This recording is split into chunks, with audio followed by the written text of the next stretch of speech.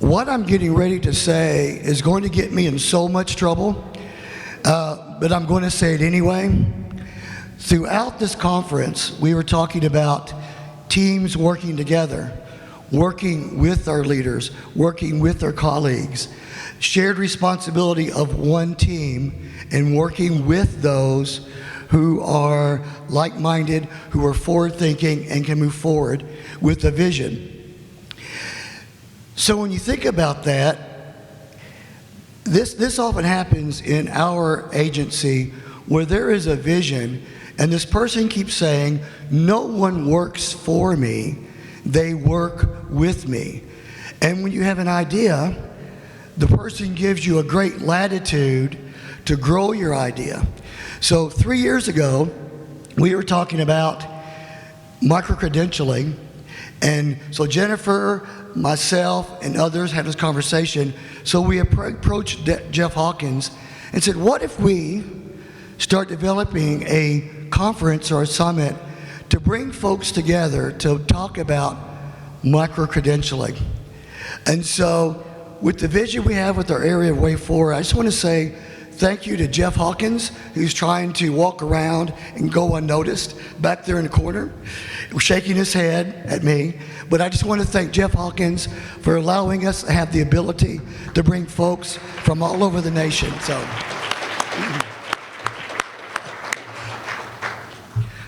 So what will happen next is, as I'm driving home, he will call me. He'll say, now, Robert. So, but that's okay. He deserves a little accolades. So thank you, Jeff. This last component, our last session on competency-based professional learning network. Over the last two summits, over the last 2 years, we've had lots of conversations with lots of folks in our state, in multiple states.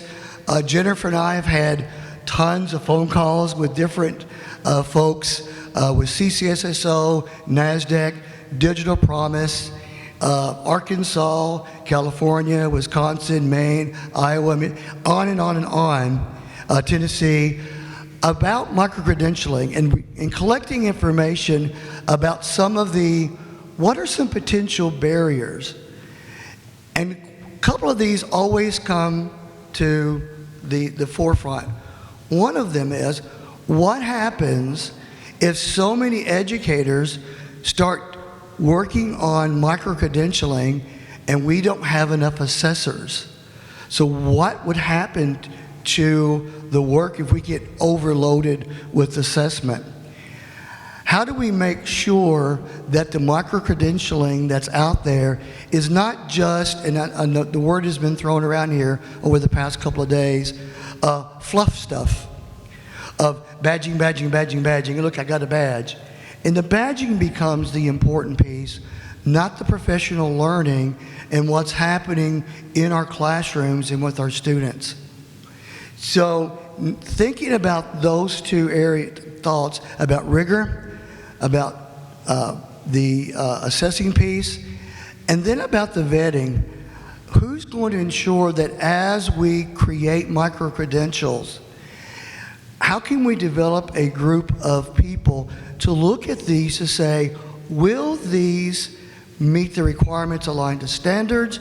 Will these have the rigor that it takes to make sure our educators are able to collect the evidence needed to ensure that this learning is impactful to their teaching and has impact on the learning? So from that conversation, we thought, what if we develop or have conversations with folks about developing, and at first we thought we'd call it a micro-credentialing network. But micro-credentialing is a major component of this, but the umbrella around this is a competency-based network. So that as we think through this, and we've had conversations with, like I said, 15 to 20 others across the nation who seem very interested. What if we had folks, for example, in Kentucky who started using more of the Friday Institute micro-credentials? I had someone from Educators Rising said, yeah, we had several Kentucky teachers that were using our micro-credentials, so we started assessing those. So if we have that all across the state, more and more educators using this, think about what that means on the assessing end. So thinking about this at our end, I'm just going to use Kentucky as an example. We have Kentucky teachers using micro-credentials created by Iowa, for example, or other folks.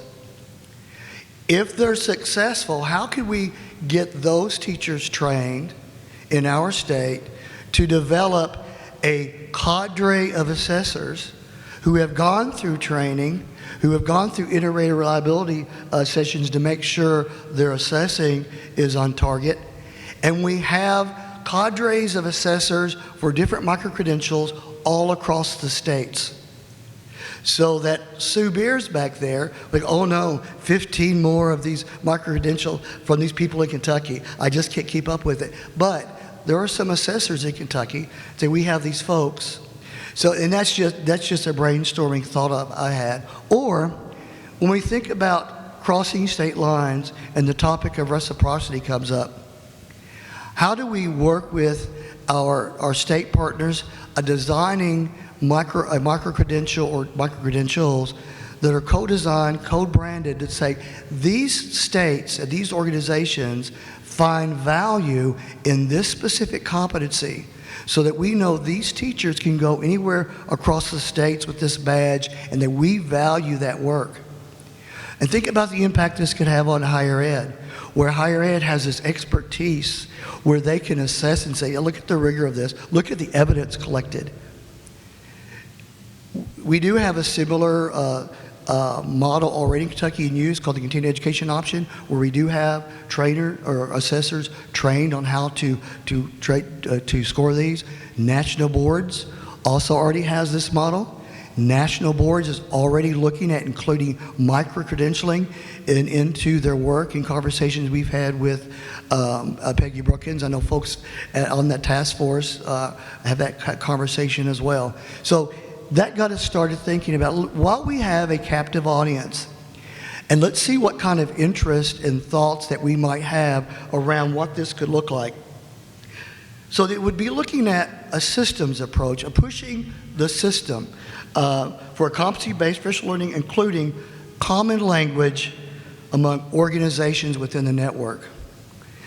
And that is important as far as the common language, because some folks will say, well, we do badging. And I will ask the question, hey, tell me what badging means.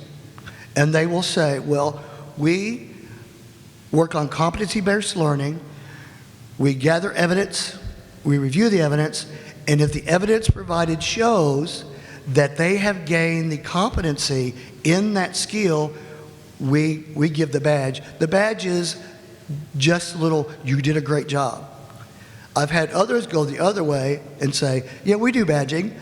I've been teaching this course, or I had this course in my classroom or in my district for 15 years. So now if they finish it, they get the credit and I give them a badge.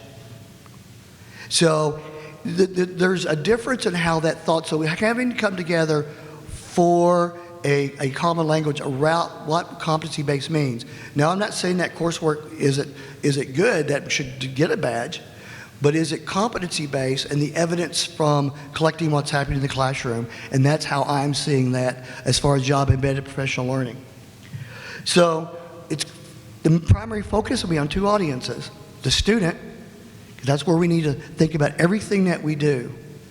Everything that we do needs to benefit that student, or we shouldn't be doing it. And then what skills do the adults need? And when we say adults, we're talking about teachers, administrators, community who is involved in helping to support the school, union reps, union leaders, and boy, it'd be great to see school boards understanding this work, and a lot of our parents as well. So getting all that community involved with that. Again, these are just some thoughts that we put down to think about what this can mean. It advocates for the validity of micro-credentialing and other competency-based professional learning opportunities, mentoring, coaching, network, etc. It supports a system that encourages educators to develop a plan that meets their own learning needs. So as we talk about in our region about individual learning plans that meets my needs because I see needs for my students. David Young next door did a great job of how he's creating that grow your own using competency-based models. Currently, they're not using micro-credentialing, they're having conversations, but they are using other competency-based models to make this happen. It encourages continuous professional learning and beyond. We all want to be lifelong learners. And to look at the very last part of that sentence, wouldn't it be great, and I know this is pie in the sky, to stop counting hours and looking at the validity of what educators are doing in the classroom versus, I got my 24 hours in.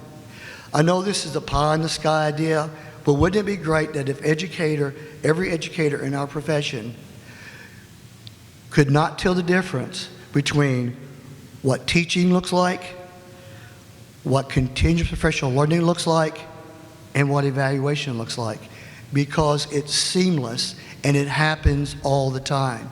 So as I'm learning what my students need, I'm completing micro-credentialing or other learning to meet my needs. I'm gathering evidence from my students. There's my evaluation.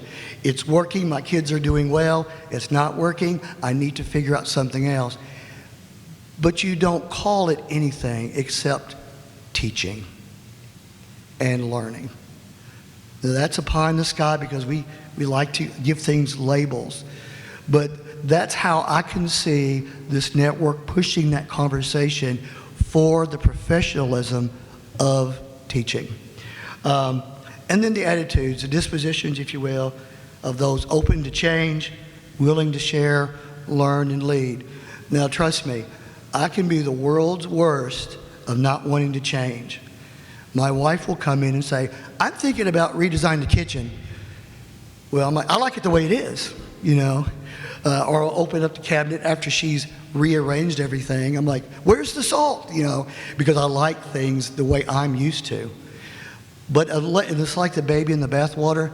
Unless I'm willing to put warm water in that bath, powder that baby, make it smell good again, and keep making some changes for improvement, I think we will stay stuck. And I think micro-credentialing, competency-based learning will help us move forward. So, with that being said, the rest of this is some table talk conversations that I would like you guys to start having. There are table talk notes at your table. I want to collect those. And if you don't have any left on your table, just let us know. We have more up here. But there are several questions up here, and we're going to try to take 3 to 5 minutes for some of these. Others we'll have other conversations about. So when we think about some of the things I've just said and just how I envision this in Robert Brown's head, which I'm telling you, that's a scary, dark place, so be careful.